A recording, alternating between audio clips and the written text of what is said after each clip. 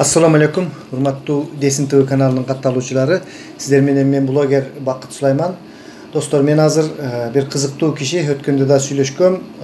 Ушул кино тармагындагы актер, куудул Жамбыл Камчиев агайга азыр капысынан эле bir коңгуроо чалып, бир-эки суроолор бар эле. Эгерде бизге везет болсо, азыр жооп алып калабыз. Дагы көрөбүз азыр кандай боло турганын. Достор, мени менен болуңуздар. Абдан кызыктуу болот.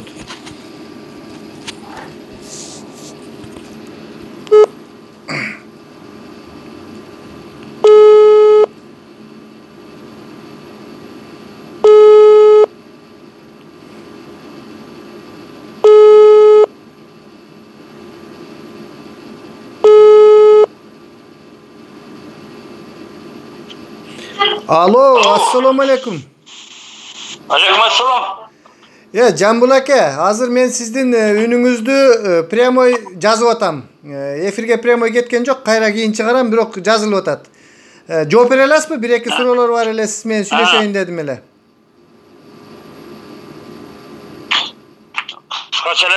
Кыскача эле. Эми мындай саясат, паясаттардан сүйлөп берип чарчадык, бир элдерге бир мындай башка жашоо жөнүндө ушу мен өзүм кызыктырган суроолор бар эле да. Мен эми агай биз жашыбыздан сизди билебиз. Ушундай илгери азыркыдай куудулдар деле көп эмес эле, аз эле эсептелүү куудулдар бар элеңер. Анан ошолордун ичинде сиз дагы бир мындай белгилүү өзүңүздүн ордуңуз бар, куудул элеңиз да. Азыр деле куудулсуз, Кудайга шүгүр. Сиз ушул Жамбыл ака, ушул актёрчулук жагына, куудулчулук жагына кантип келип калгансыз? Билимиңиз кандай эле? Негизи ушу сахнага кантип келип калдыңыз? Ушу жөнүндө айтып бериңизчи, элдер үчүн.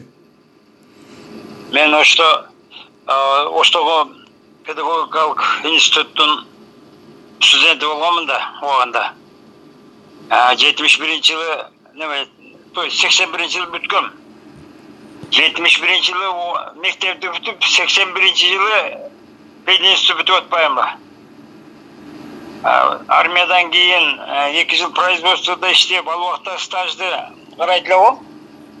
Анан ошо институтта иштеп, окуп жүрүп, анан кандай коомдук немелерге иш-чараларга катышып, неме кылгам, жанагындай өркөсүлөрдү уюштурчу элек, теги бул ошолордон катышып жүргөнүмдү көрүп, Шамши Өтөбаев деген ырчы, оңчу Кыргыз Республикасынын эл артисти бар эле го. Ооба. Кийин болду ал эл артисти. Ошо киши мен айтты, сен бизге алып баруучу болуп калбайсыңбы деди да. Институттан кетчү элек го 2 жылда. Эмеге 5 жылга эмеге кетчү элек да. Агай, сөзүңүздү бөлүп койдум. Институттун кайсы факультетин бүтүрдүңүз? Ушул жеринен айтып коюң, анан кайра улай бересиз. Русский язык, литература в национальной школе деген отделение. О, президент менен кесибиңиз бир экен да. Ал кишини дагы орус тилчи деп коет го. Алар заочный бүтсө керек. Эгер очный бүткөндөр мындай болбойт да, мен очный бүткөндөр башкачараак болот да.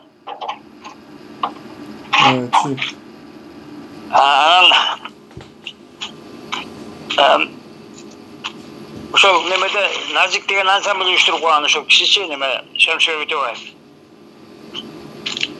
Шамши Өтөбаевдин тагдырын билесиңер да? Шамши Өтөбаевди билем, айта бериңиз агай, айта бериңиз. Ошол киши мени суранып алып, неме Назик деген ансамблге конференция болуп иште деп алып калды. Өзүм мындай лаборант болуп иштеп жүрөм, немеде физика математика факультетинде. Баягындай аппаратураларды коям, теге бул майда-чүйдө иштетип алабыз да. Чогулуштарга даярдайбыз элди. Анан ошондой моментте бир жыл иштегенден кийин булар таркап кетти да, ансамбль. 82-жылы болуп калабы агай, ошондо 82-жылыбы? 82-жылы мен Дом культурага келип иштедим да, Шарапат Турдакунованын колуна келдим. Шарапат Турдакунова деген эже бар эле го, диктор. Ошол эже культуранын директору эле, ошол алып калды. Жумушка баргандан кийин киши да кетип калды, Кадыр Кубатов деген келди. Балерун экен өзү. Анан ошол түрлүү балады, жакшы номерлериң бар экен. Давай концерттерге катыш деген концерттерге катышты да кийин Еремеев Владислав Никитич деген орыс келді, ал дағы орыс болса да тура балады да, жақсы әрекетің жақсы екен, маданиятты өніктірсе болады, сауықшы болмалдар керек Кыргызстанға деп. Анан ол дағы өлкөге керек деп, орыс болса дағы очередке қойып, әрекет қылып, мені шаардағы квартиралар болуына очередке қойды дағы. Анау жерден ақырында квартира алып қалбадым. Баға чейин Рахман Разықов менен Манасбердиев жолугуп калып, анан бушалар менен шаарда үчөөбүз концерт койдук. Канчанчы жыл эле агай, ошол канчанчы жыл болчу ушул үчөөңөр жолуккан? Канчанчы жыл эле? 85-жыл эле. 84-85 жылдар эле да. 84-төн 85-ке караган жылы эле ошол жылы үчөөбүз концерт койдук. Анан концерт жакшы келди. Анан ал убакта акчасын дароо бере коюшпайт да. Кышаңдатып, бухгалтерияга түшүп, билеттин акчасын тиги айланып келип, анан бизге какой-то 25%-ин анан айла кылып берчү да. Ошентип бир ай, 2 айда алгыча алар балдар күтүп отурмак беле. Ар ким сажак кетип, анан Рахман менен Манас чогулуп кетсе болобу? 1 жыл көрбөдүм, эч көрүнбөйт да. Анан көрсө булар тамеки приемщик болуп кара суда немеге жумушка кирип кетишиптир да. Анан приемщик деген крутой иш болчу да ал кезде. Приемщик деген крутой. Приемщик деген ал аябай крутой иш экен да көрсө. Анан бир күнү эле Рахман келип калды, бир дипломат бир сомдук акчалардан пачкасы менен жийилген дипломат көтөрүп келип калды. Анан мына неме чай ичебиз деп туруп дипломат ачты эле, лагман жейбиз деп. Анын ичинде пачка турат да, акчалар толук неме дипломат ичи толук акча. Анан мен таң калып калдым да. Анан ошентип мына Рахман ресторанда болуп калып эле. Өзү 400 канча миң карыз болуп калып, ал убакта 17 миң үчүн эле акча эле го. Эми Рахманды 10 жолу тургузуп, атып кайтып дагы 10 жолу атыш керек болчу да. Ал убакта өзү коммунисттик партия, ошо Масалиев жетектеген коммунисттик партия туура эмес иш кылып, бүт бар жака тамеки эгип алышып, тамеки неме мындай кирешелүү тармак экен деп билишип алып, анан булар ноокатты туурашып, ноокатта ал миллионер район эле да ноокатчы. Анан булар туурап тамеки кектелип, тамекинин баардыгын сорттой алышпай эле жөн эле сорттой эле ура берип, анан бүт баягы немеси деп сапаты кетип калып, илгерки союздагы немелер албай койду да, кийин аны Токойго барып урутушка туура келип калды да кийинчи. Поезддан түшүрүп алышып. Ошого чейин барды.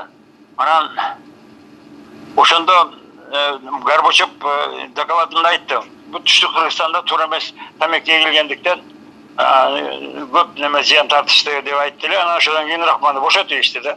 Агай, анан тигилер акчаны кантип жаптыңар? 400 миңди. 400 миңди ал көрсө баягындай экен да.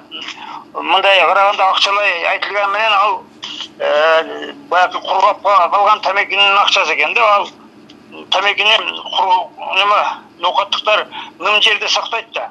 А булар болсо жөн шифердин астына иле беришиптир да. Баягы жей беришиптир. Тайпактуу деп тамекилердичи тай менен. Анан ал кургап калат экен дагы 20 килограммдык тамеки 7 килограмм, 8 килограмм болуп калганда баш түшүп кетет экен дагы, акчасы расаратага айланат экен. Агай, жанакы бир дипломат акчаны алып келип, лагманды жегенден кийин анан кайра чыгармачылыкты кайра баштадыңыздарбы? Эмне болду ошондон кийинкиси? Жок, анан кийин Рахман дагы жоголуп кетти. Мен акчасы бар дос экен деп жүрөм да, анан экинчи аяшым ээрчитип келди. Мына аяшың деди, анан ой, жакшы экен, эми үйлөнүп аткан турбай десе, көрсө экинчи жолу үйлөнүш экен Рахман. Анан Дом культуранын алдында, мен Дом культурада иштейм да, көркөм жетекчи болуп. Булар көчөнүн балдары, Манас менен Рахманчы. Көрүнгөн ансамбльге барып кошулуп эле ырдап жүрө беришет эле да. Анан Рахман жоголуп кетилген бир күнү келип калды, Манас каякта деп. Шөтү жүрсек десем, Манасты таап алган алып кетти. Көрсө Жолдошбек Мамажанов менен иштешип аткан экен. Жолдошбек Мамажанов ал убакта өтө авторитет, абройлуу киши эле. popülerdi kişiler hani benim dost olsa gelgen sotlar, prokurorlar böyle de sayızın malda. Anam barılı dost bu ne kanın da öyle bırakmandan bakın nemelerin delaların altı öyle jetip ötüyor çekence olsa motosal taştay çeken prokuror keyfem ocağa da verseken de ne kıldın da o görse atayla bul çeken de çalışıp muhacana stop neme Rahman'dan delasın neme çok kılıç hiç anan şu çalışmaya gelmeyen koşulup kaset verip koysadan bir yıldan кейін meni alıp ketişti. Don kulturanı benim 30'a çıktım. 60'a çıkından alıp ketişti. Bari işteyiz diye daha etip 86. yıl iştep kaldık. 86. yıl hemen Don kulturada da işteyim. Yoldaşık Mamacan'la da işleyeceğim de. Manas Berdivekip Yoldaşık Mamacan'ı Rahman Razıkul Cambulkançı 4 tane kansiyeti şunduk oladı da. Ama bütün aylarda da şarlarda koyuyoruz. Sürülüp gelet. Yoldaşık Mamacan'ım gelet. Biz kansiyeti biz koyuyoruz negizden için. Yoldaşık'a köp olsa bir 2 yol çevirde koyduğu boldu. Kalgan özümüze alatlıkta. Hoş ettim. Neme ağay tıyıncağı aylığın sırası çıkarıp öyle al kezde sayızın kezdinde Joldaş Bey ağay kan tip sizlerмен расчёткылат эле. Ana mağa koydular da ana men neme institutkan jogorku bilimdi katары men böletelim men akçаны распоряжаться edelim dağı an teң bölüp taştasam Rahman taňalıberçi de Joldaş Bey'e göbürök beş kerek ошонун атынан концерт болот нет биз көбүрөөк коюп атабыз деп берип койгон да анан Жолдош Бейге карап кала берет эле кийин анын ош кудушул мамилени мен башка жаш балдардан да көрдүм да анан көрүп мен менен бирдей алып калышат эле да жаш балдар анан мен ушундай законду правиланы өзүм киргизгенмин да деп таң калчу элем да анан Жолдош Бейге мындай кенен адам эле да бирөө мен мындай эсептешпейт деп балдар мында болсо болот деп койдулар. Бир күнү бар өзүңөр концерт коелу мен баргым келбей калды концертке дедилер. Анан бар өзүбүз койсок жакшына эле болот экен. Анан Дөөлөт Мадымайт дегенди таап алдык. Ошо менен төртөөбүз коюп жүрөбүз. Анан Дөөлөттүн болгону бир эле номер бар эле ал Чокон ата мен деп койду эле. Чокон ат иштегенди түшүнөсүңбү? Жок. Орда оюнунда bir gün atışı var adamdı çokon atışta koydu da haligi çükkelerde ağzına bir etken adam çokon atıp koydu da biri yol atat bolğana başka atpaydı da oşanda bolğada bir nomer var bir çalken birden çatak degen oşa menen oynaydılar da ben çokon atışım var le deydi de koymuş hemen Manas 4 dışında koyuyorsak Bişkek'e varıp koyup kaldık 89. yılı. Biz 3 yıl жүрüp biz oş Жаллабад Баткен taraftaşı. Anam balдар aytты da Жәнібек Алықұловтар Абидин Темировтар айтып қалды. Силер Бишкекке барып неме Фрунзеге барып қойсаңдар, шумдық силердің программалар күшті деді. Анан біз атайын даядан анан Германияға барып қойдық 4 күн алдыңдағы бірінші күні қойсақ жарым зал ел келді. 25 май 26 май күні benim parter толды. 27 günü balkonda толды. 28 günü anşlak oldu. El oğuptur da жақсы программа var балдар келтіріліп. Бұнан 4-өз қойып атабыз. Анан тіге филармонияның зам директор айтып қалды. Дағы 4 күн ұштырбайлы, улантпайлы деп. Мен анава қойдым. Себебі бізге 25% беретілі. Немелерге өкіметке 75% қадылар да. Анан мени сыртқа шықтым да эми кооператив уюштурган колубузда печатыбыз бар, билетибиз бар, өзүбүздүн чыгарып алган билетибиз. Жамбыл Камчиев, Рахман Аразыков, Манас Твердиев деген билеттерибиз бар да. Анан ошо билеттер менен барган орус театрга барсам, ошо орус театрдын немеси директор корейский деген ал айтты. Мейли 10% бизге түгөсүңөр калганын өзүңөр ала бересиңер деди да бизге бошотуп берди 10 күн койдук. Бүт менмин деген журналистке, менмин деген режиссер, бүт маданиятка тийиштүү адамдардын бардыгына чакыруу билет берип чакырып алдык. Ошо 10 күн ичинде бардыгы көрдү, бардыгы маани беришти. Мындай балдар бар турбайбы. Анан кышында неме болду, Мыскыл тамаша ошондо, Мыскыл тамашадан бардыгыбызды ел тааныды да ошондо признавать этишти. Бүт Кыргызстан. Анан кайерге барсак эле эл анчлык боло берди. Ошентип аткандан biri arabızdan buzuqu çıgat da. 92-жылы Manas Bedekut'u bölüp geçti. Seni bu Rahman menen Jambul jönüne пайдаланып işletip atışat. Sen mıhtar әріптесің, sen bölük iştesеңдер табасың ақшаны деп барышылар. Ала Manas жеңіл ойлы кылып кетип калды да. Анан дөлөт үшөөбүз калдык. Анан дөлөттү даярдадык, дөлөттүнөн концерт коюп атабыз, аны игрок болуп алганбыз да. Жакшы ойнойт, жакшы номерлери бар. Анан bir gün эле Super Gudul деген фестиваль болуп калды 92-жылы. Ошондо мен экинчи орунду эледим, биринчи орунду Дөлөт эледи. Super болуп күмөндөр шайланды. Тиги Жаныбек Алыкулов 6-чы болуп кетти. Манас Абдулда неме Рахмандар көрүнбөй калды. Анан башка да Гудулдар чыгып кетти. Ой, бирок мен экинчи орун телевизор алдым. Неме цветной телевизор алдым. Мен черно-белый телевизор алдым. Дөлөт цветной алды. Күмөндөр болсо мындай видео магнитофон алды. Ошону мен бага супер Гудул конкурсу бүттү. Анан элдин баардыгы кызыгып калды бизге. Анан Дөлөттү буза башташты. Дөлөттөн бөлүп кетишти. Sen Rahman менен Жамбылды болуп атасың дегенде окшойт. Анан Аллага ишенип алып кетти. Анан ошентип Рахман экөөбүз эле калды.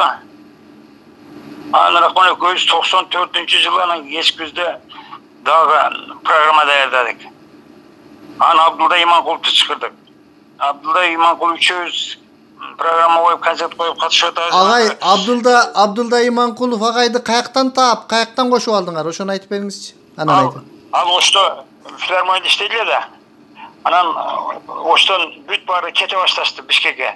Жаныбек Алыкулов кетти, Абидин Темиров кетти, анын артынан Кабылбек Бөрүбаев кетти. Анан тиги немеге Абдулда айылына барып Декан чарба уюштуруп айдан банкрот болуп анан келип кайтты, концерт уюштуралы деп да концерт уюштуруп Бишкектен үй алды дагы. Анан Бишкекти болуп калды. Анан биз Бишкекке бардык дагы Рахман экөөбүз программа даярдап, анан Абдулданы кошуп, үшөөбүз концерт коелу деп атсак, Жаныбек келип кошулду, анан күмөндөр кошулду бизге. Анан көрүп туруп Манастага келип атса кайтып. Мен дагы кайта кошулам деп анан кийин мейлде кошуп анан концерт берип атабыз, ынтымак болуп, да бир жылча концерт койдук баардыгыбыз. Чоң Гудулдар топтолду, чогуу күлгөн эп болду деп жүрөбүз да. Анан эме короче говоря, dedi bardыгы акча келтип калат да. Мен машина алдым. Машина эскимибизде жок эле. Мен Жигули алдым анан. Акча топтоп жүрүп. Доляларды тең бөлүшөбүз, бирок балдарымда акча калмаганды. Алар мындай тонкий нерселерди билбейт анан. Мен Жигули алып калсам таң калып калышты да. Анан Жигулида болбойт экен деп турган неме алдым. 99-жылы бусик алдым. Азыр сен бусик эшиктин алдында турат бузулуп. Ошо бусик менен бүт Гудулдарды салып алып, Келбек Ниязовду кошуп, күмөндөр Рахман, Манас баардыгы толуп алган. Бүт республиканы кыдырып чыкпадык. Агай, ушул Гудулдарды ушинтип кошуп, ошол концерттерди өткөрүп, азыркы кезде абдан кыйын. Ал кезде мындан да кыйын болгон. Бийликтегилер менен сүйлөшүп, администраторлук ушул уюштуруу жагын негизинен анда баарын эле сиз алып барган экенсиз да, сөзүңүзгө караганда, э? Көпчүлүк учурда мен алып барганмын. Анан Рахман болсо тийип качып, бирде пиязга бизнес кыла коюп, дагы башка иштерге өтүп кетип жүрө берди. Абдулда жакшы экен. Абдулда ошо концерт коюп эле жүрдү да, биз менен ээрчишипчи. Анан Каныбек Мамбетов, Болот Алымкулов деген балдар да бар. Ошолор чубак менен ырдашып жүргөн. Чубак өлүп калгандан кийин булар биз менен кошулуп ырдап калды. Анан ошентип көбү иштештик. Азыр агай ушул Каныбек байке жөнүндө айтып калдыңыз. Мен билем ал кишини, муруту бар, жанагы постоянно чубактын жанында жүрчү, грамоталыктын. Ушул Каныбек каякта, Каныбек байке? Азыр ушу Бишкекке карап алты тарапта жашайт, билбейм. Өзү жакшы ырдайт да. Кийин мындай Рахман, Абдулдалар менен дагы концерт коюп жүрдү дагы. Жакшы такшалып калды эле. Интермедиа ойногондо жакшы ойноп калган.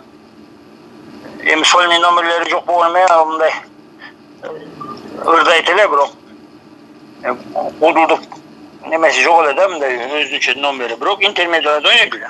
Агай, анан дагы түшүндүк бул концерттер, кудулдук жагын. Анан сиз киного да тартылып калып жүрөсүз азыр. Ушул биринчи жолу кандай сизди чакыруу болуп, биринчи кайсыл киного тартылып, кино тармагына кантип өтүп кеттиңиз? 2002-2003 жылы неме күбөндөр абылып чыгып калды мени телефондон.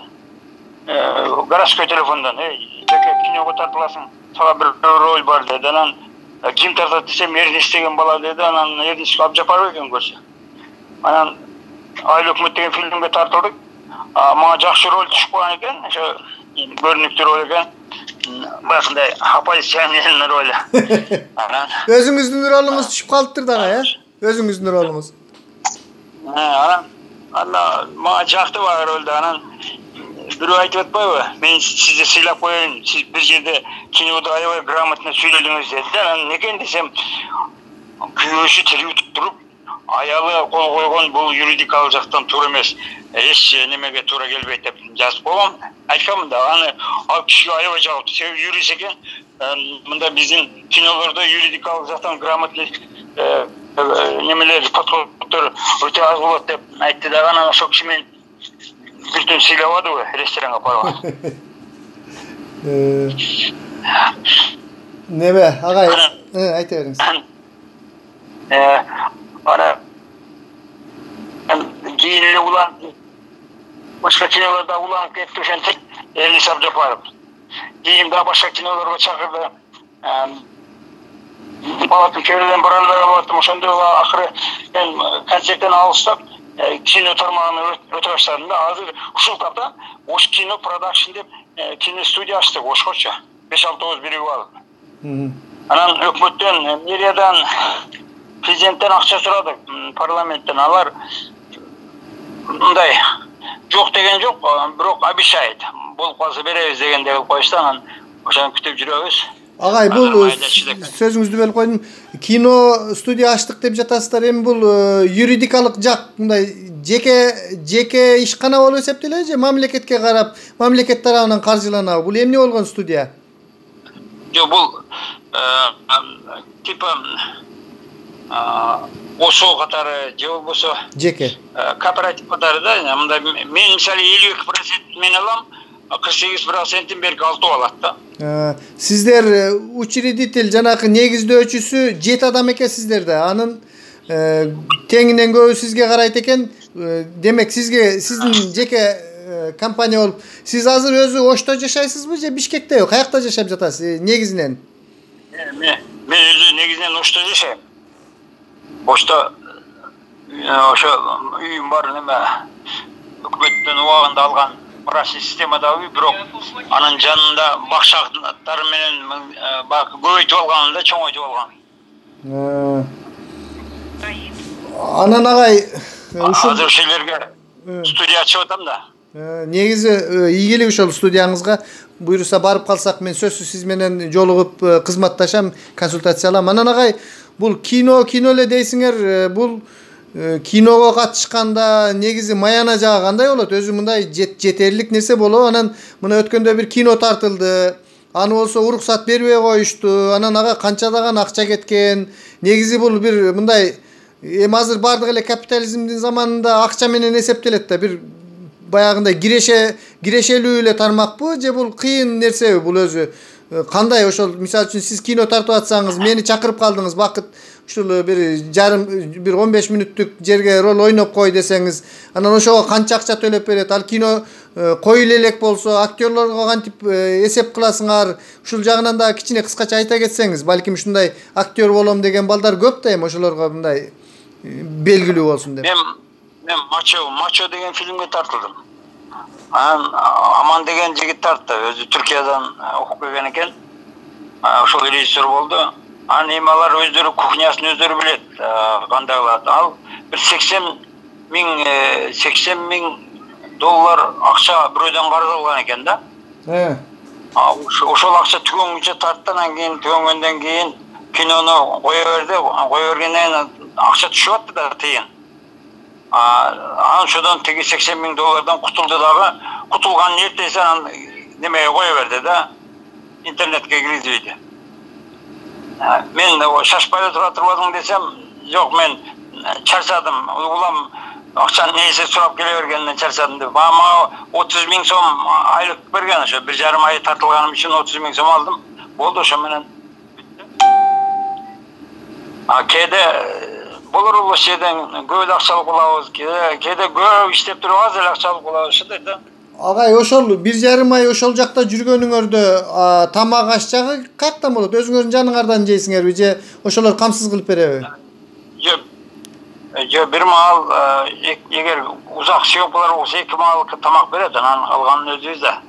Anan ki avans berip turat ança mıçakça şunday. Demek agay, demek bizde kino тартуу, kino tarmagı abdan баягы кыргызча айтканда акыбалына мышы кыйлай турган эле абалда экен деп. 30.000ге мен оюмча эч ким ал деген жок акча да, 30.000 деген бизде билесиз да. Бирөө той кылып калса кеминде $100 алып барасың азыр. Бала чакаң мектеби дагы бар. Бул 30.000 акча эмес да мындай карагандачы. Бизде эле мына бияктан табабыз, жакшы эле эч ошо Кыргызстанга кетет, кумга сиңгендей болуп эле жок болот да акча, каяка кетип атат, кредитине кетет, башкасына кетет. Демек киного мамлекет тарабынан жакшы көңүл буруу жок экен да, мындай адамдар кызыкканына карабай агай. Эң туура айттың. Көңүл буруу жок.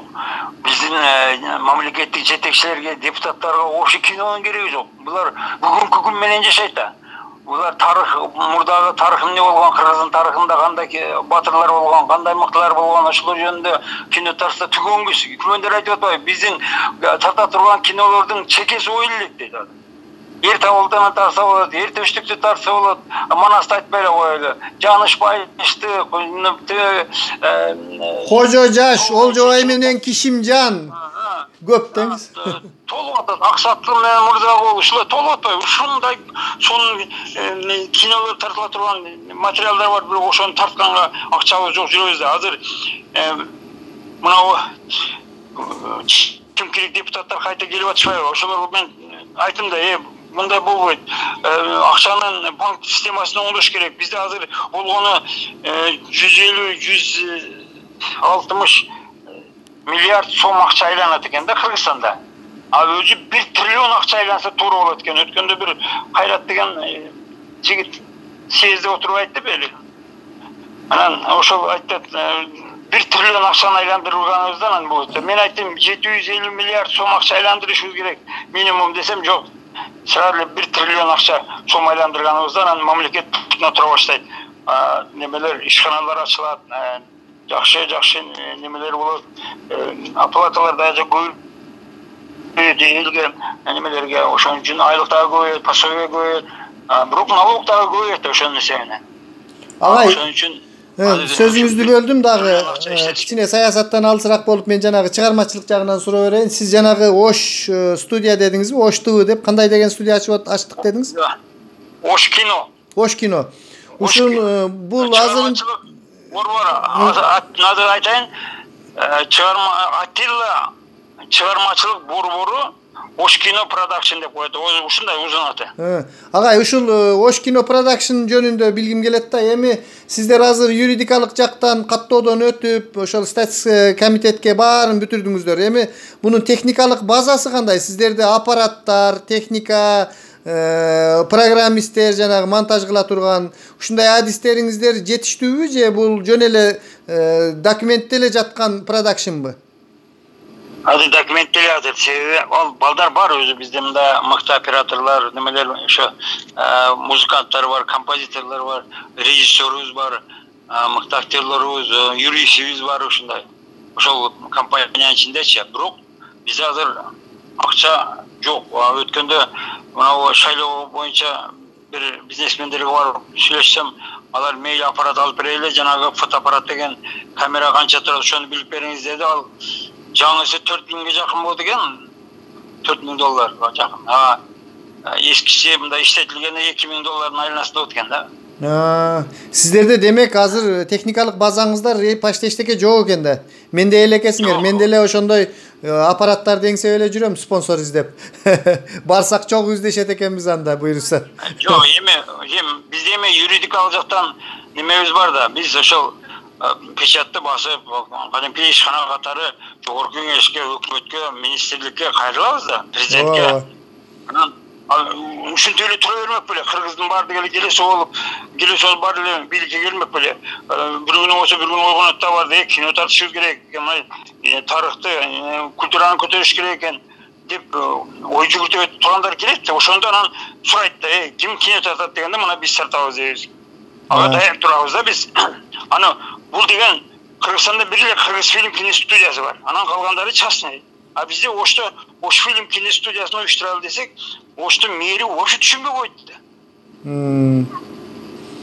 Мурдагы мэри дагы, азыркы мэри дагы түшүнбөй койду. Кинонун эмне кереги бар дегендей болуп коюшту. Агай, анан бул Ош продакшн деп койсоңор, кичине бул жанагындай жерге бөлүнүү, трайбалист жыттанып кетип аткан жокпу иши кылып? Жөн эле общий эле Кыргызстан деп койсо болбойбу эле? Жок, мисалы Кыргыз фильм бар да, анан кийин фильм бар, Одесса фильм бар, аларда трайбалисттер бар. Алар ошол кишилер просто алар еврейлер өздөрү частный порядка ачышкан булар убагында кинону. Анан Совет өкмөтү муну тартып алган баардыгыначы. Анан кайта Совет өкмөтү жоюлгандан кайта ошолордун чеберлери кайтып алып койду да кинода немелердичи. Студиялар бар деген. Бул жөнүндө кабарың жок болсо керек. Жок, кабарым жок агай. Бул Кыргыздын акылы жетпейт. Бул еврейлердин акылы жетет. Кино керек экендигин билишет да алар. Ооба.